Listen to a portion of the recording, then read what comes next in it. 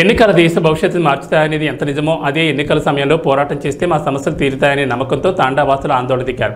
ఏళ్ల తరబడి తమ సమస్యల పరిష్కారం కోసం అధికారుల చుట్టూ తిరుగుతున్నా పరిష్కారం కాకపోవడంతో సరిగ్గా పోలింగ్ రోజే ధర్నాకు దిగారు.